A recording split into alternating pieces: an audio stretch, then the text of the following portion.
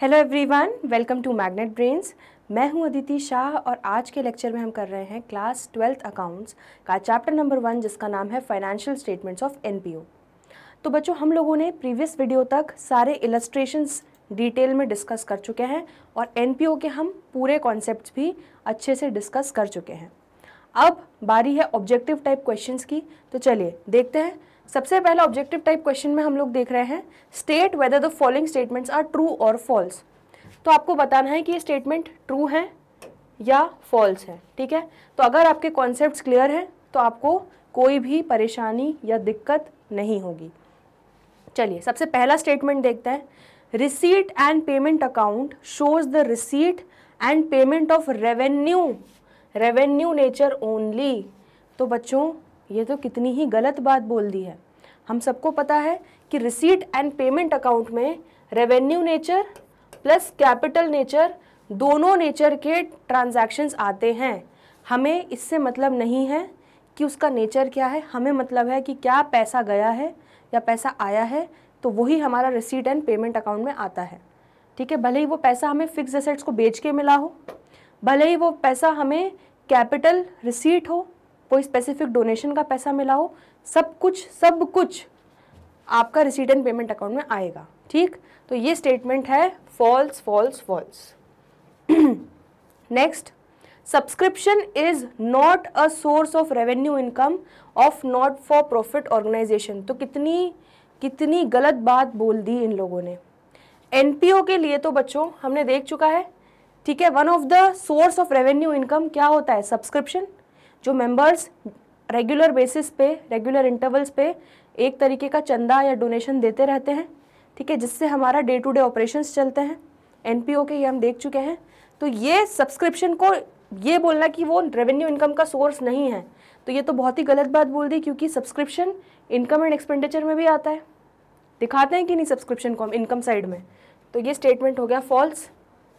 चलिए third, receipt and payment account is a summary of cash transaction. तो बिल्कुल सही बात बोली है, एक तरीके से वो कैश बुक ही है, कैश अकाउंट ही है। तो रिसीट एंड पेमेंट पूरी कैश ट्रांजैक्शन की समरी दिखाता है। कितना कैश आया, कितना कैश रिसीव हुआ, वो रिसीट साइड में आ जाएगा। कितना कैश गया, पेमेंट साइड में, आपका पेमेंट साइड में सारा कैश जो गया है वो आ जाएगा। ठीक है, तो ये स्टेटमेंट बिल्कुल हो जाएगा क्या? ट्रू। ठीक, क्लियर है इतना? चलिए नेक्स्ट है surplus of not for profit organization is distributed among the members. तो वो क्या बोल रहा है कि इनकम एंड एक्सपेंडिचर से जो आपको प्रॉफिट मिलता है, दैट इज जो सरप्लस आता है, उसको हम जो भी एनपीओ के मेंबर्स होते हैं उनमें डिस्ट्रीब्यूट कर देते हैं।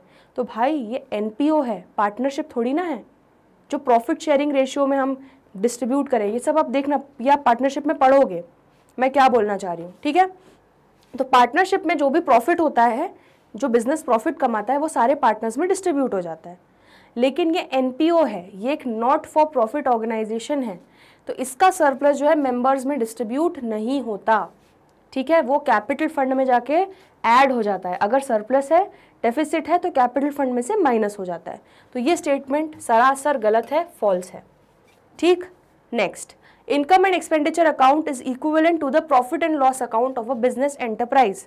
तो वो बोल रहा है कि जैसे इनकम एंड एक्सपेंडिचर अकाउंट हमारा प्रॉफिट एंड लॉस अकाउंट की तरह ही है, जैसे बिजनेस है वो प्रॉफिट एंड लॉस अकाउंट बनाते हैं, एनपीओ हमारा इनकम एंड एक्सपेंडिचर अकाउंट बनाते हैं। तो बिल्कुल सही है बच्चों, ये मैंने आपको फर्स्ट लेक्चर में ही एनपीओ के बताया था। ठीक है, तो ये हमारा बेसिकली एनपीओ का पीएनएल है एक तरीके से, इनकम एंड एक्सपेंडिचर जो है। तो बिल्कुल सही स्टेटमेंट है, ट्रू स्टेटमेंट है। Next, proceeds from sale of old newspapers are shown as income. बिल्कुल, हम उसको इनकम साइड में दिखाते हैं, इनकम एंड एक्सपेंडिचर के। ठीक है, क्योंकि हमने रद्दी बेच के जो प्रोसीड्स आए हैं या जो ओल्ड न्यूज़पेपर को बेच के प्रोसीड्स आए हैं, वो हमारा इनकम की तरह ट्रीट करते हैं। ठीक है, रेवेन्यू इनकम की तरह। तो ये क्या हो जाएगा? ट्रू। क्लियर हो गया इतना? चलो next, receipts and payment account shows total income and expenditure. तो रिसीट एंड पेमेंट वो बोल रहा है कि वो दिखाता है कि आपका इनकम या एक्सपेंडिचर क्या है। तो ये पहले ही गलत बोल दिया। इनकम एंड एक्सपेंडिचर क्या है ये तो हमें कौन बताता है? हमारा income and expenditure account. Receipt and payment account क्या दिखाता है कि कितना कैश आया कितना कैश गया, ठीक है। तो cash receipt and cash payment दिखाता है, ना कि इनकम एंड एक्सपेंडिचर। तो ये क्या हो जाएगा, फॉल्स, क्योंकि रिसीट एंड पेमेंट जो है वो हमारा कैश बेसिस पे होता है। तो कई सारे आउटस्टैंडिंग खर्चे या आउटस्टैंडिंग इनकम होती है जो ये कंसिडर नहीं करता, लेकिन वो इनकम एंड एक्सपेंडिचर कंसिडर करता है, क्योंकि वो अक्रूवल बेसिस पे बनता है। आ रहा है समझ में? चलो, only revenue nature items are shown in the income and expenditure account. बिल्कुल बिल्कुल सही, बिल्कुल सही स्टेटमेंट है। तो सिर्फ रेवेन्यू नेचर के आइटम्स ही हमारे जो आते हैं वो इनकम एंड एक्सपेंडिचर में आते हैं। जो कैपिटल नेचर के होते हैं ट्रांजैक्शंस, वो हमारे सीधे सीधे कहाँ जाते हैं, बैलेंस शीट में। जैसे अगर आप असेट खरीदोगे तो असेट के खरीदने को आप इनकम एंड एक्सपेंडिचर अकाउंट में नहीं दिखाओगे, ठीक है। लेकिन वहीं पर, ठीक है, अगर आपका रिसीट एंड पेमेंट होता तो आप असेट के खरीदने को दिखाते, ठीक है, उसको पेमेंट साइड पे दिखाते। आ रहा है समझ में? तो इसीलिए रेवेन्यू नेचर के ही ट्रांजैक्शंस आते हैं इनकम एंड एक्सपेंडिचर में, कैपिटल ट्रांजैक्शंस नहीं आते। असेट के खरीदने को हम सीधे कहाँ दिखाएंगे, बैलेंस शीट में। लेकिन हाँ, असेट को बेच के उस पर अगर प्रॉफिट या लॉस हो रहा है वो हमारा आ जाएगा कहाँ पे, इनकम एंड एक्सपेंडिचर में, ठीक है। तो ये हमें पता है कि रिसीट एंड पेमेंट में आपके कैपिटल प्लस रेवेन्यू नेचर क्या आता है, और इनकम एंड एक्सपेंडिचर में सिर्फ और सिर्फ रेवेन्यू नेचर के ट्रांजैक्शंस आते हैं, ठीक।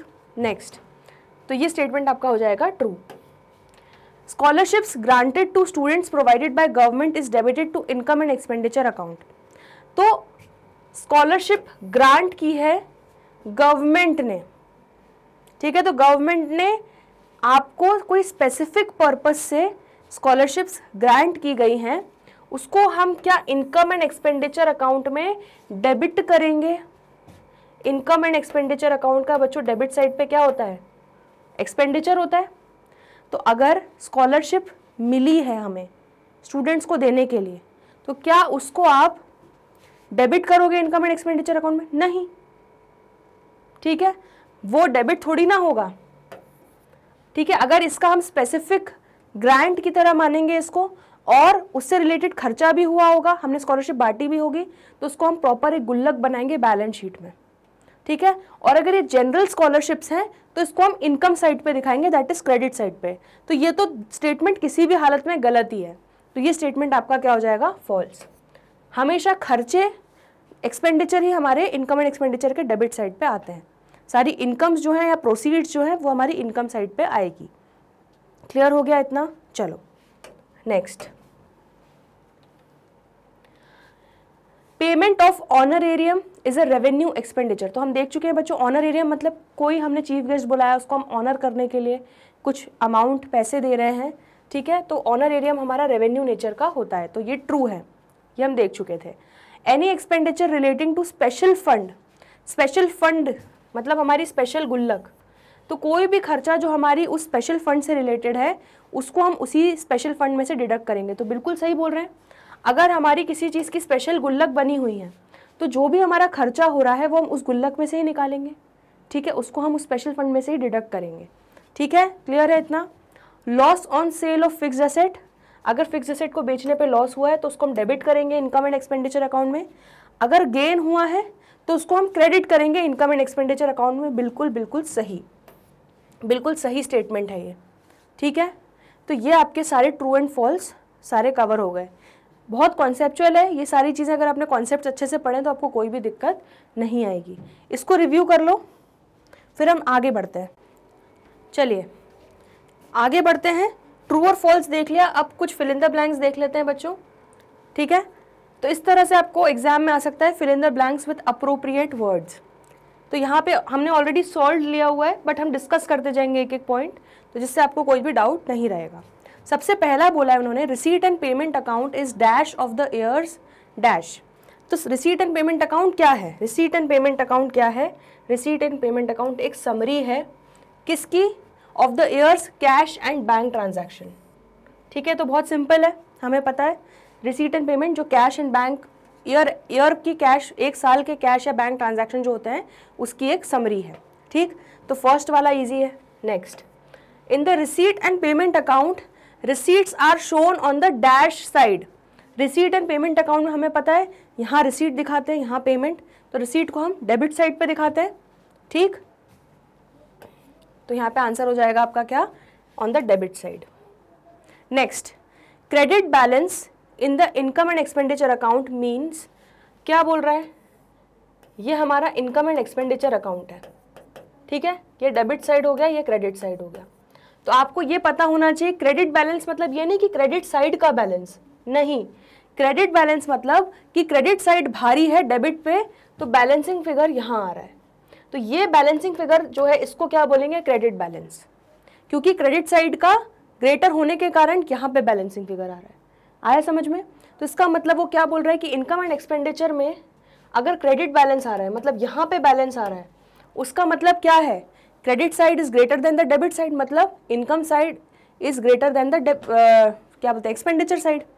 तो यहाँ पर देखो क्या आंसर हो जाएगा, credit balance in the income and expenditure account means excess of income, income side excess है ओवर एक्सपेंडिचर, ठीक है, सिंपल है, ये भी सिंपल है।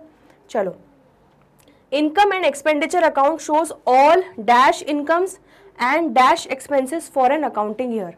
तो हमें पता है इनकम एंड एक्सपेंडिचर में सारे रेवेन्यू इनकम और सारे रेवेन्यू एक्सपेंडिचर ही आते हैं, तो आपका आंसर हो जाएगा रेवेन्यू, ठीक है, क्लियर है।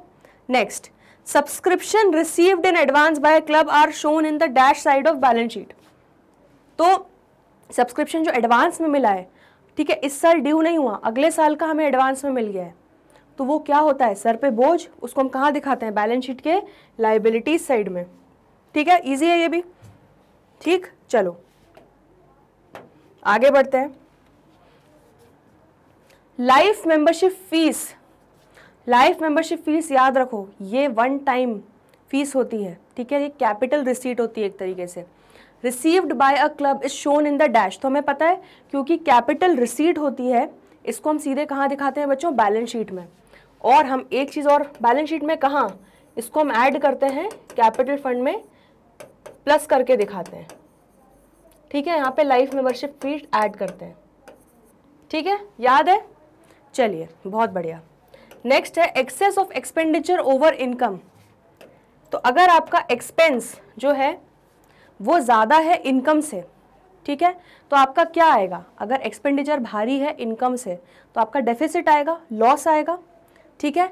तो उसको हम कैपिटल फंड से क्या एडजस्ट करेंगे, उसको हम क्या करेंगे, इसको हम डिडक्ट करेंगे। सरप्लस होता मतलब इनकम अगर एक्सेस होता एक्सपेंडिचर से, उसको हम क्या करते, कैपिटल फंड में ऐड करते।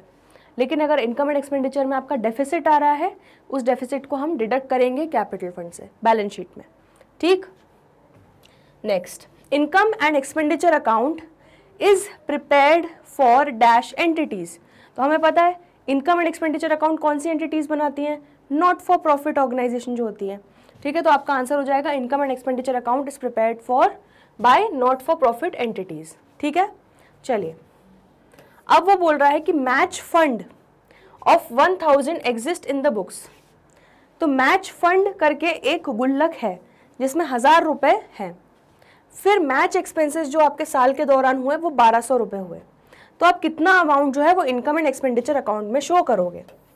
तो ये है बच्चों हमारी बैलेंस शीट, ठीक है, और ये है हमारा इनकम एंड एक्सपेंडिचर। तो ये चीज़ हम डिस्कस कर चुके हैं। आपका मैच फंड, मैं शॉर्ट में लिख रही हूँ बच्चों, ठीक है, MF लिख रही हूँ।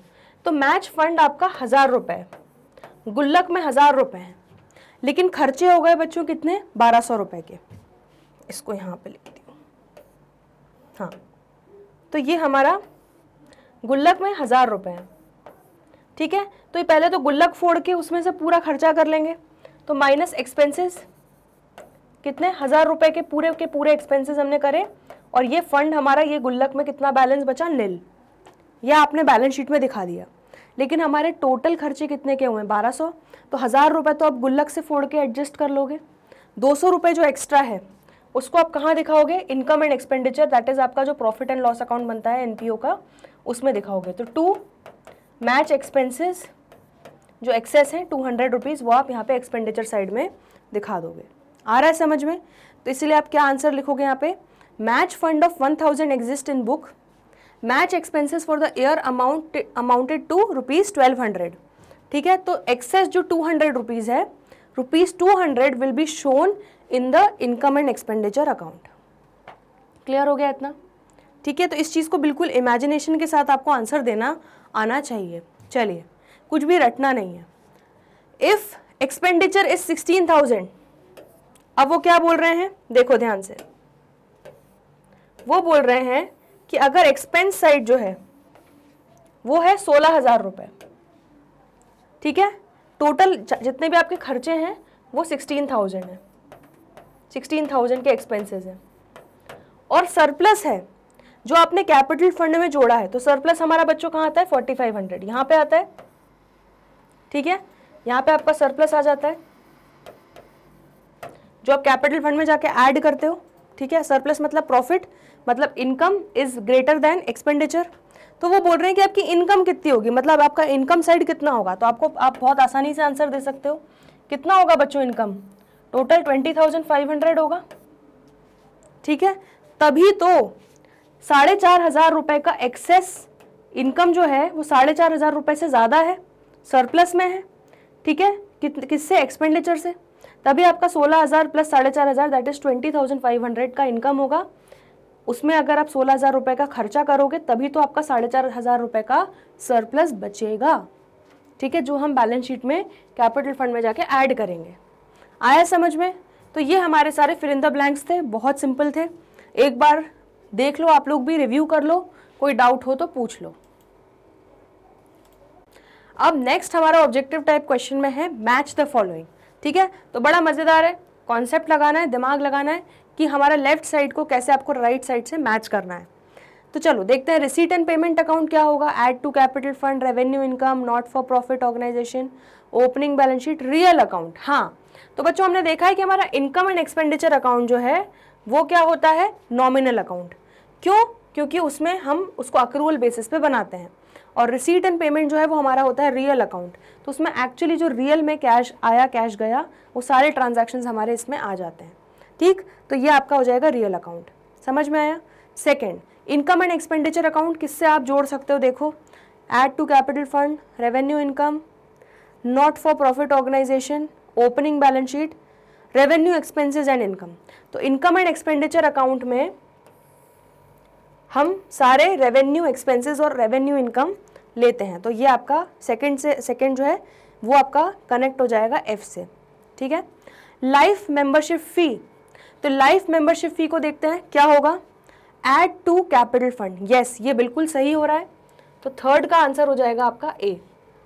लाइफ मेंबरशिप फी जो है उसको हम कहाँ करते हैं, कैपिटल फंड में जाके ऐड करते हैं, क्योंकि ये हमारा कैपिटल रिसीट है। सब्सक्रिप्शन, तो सब्सक्रिप्शन देखते हैं क्या है, रेवेन्यू इनकम हो जाएगा बच्चों सब्सक्रिप्शन। ठीक है, तो सब्सक्रिप्शन आपका रेवेन्यू इनकम हो जाएगा, दैट इज आपका आंसर हो जाएगा बी। ठीक है, क्लियर है इतना? चलो, स्पोर्ट्स क्लब, तो स्पोर्ट्स क्लब क्या है, नॉट प्रॉफिट ऑर्गेनाइजेशन है, एनपीओ है। तो आपका आंसर क्या हो जाएगा, सी। और ओपनिंग कैपिटल जो है आपका फाइनल आंसर क्या हो जाएगा कि ओपनिंग कैपिटल आपको कहाँ से मिल जाएगा, ओपनिंग बैलेंस शीट से। तो बहुत ही सिंपल था ये भी। ठीक है, एक बार देख लो इसको।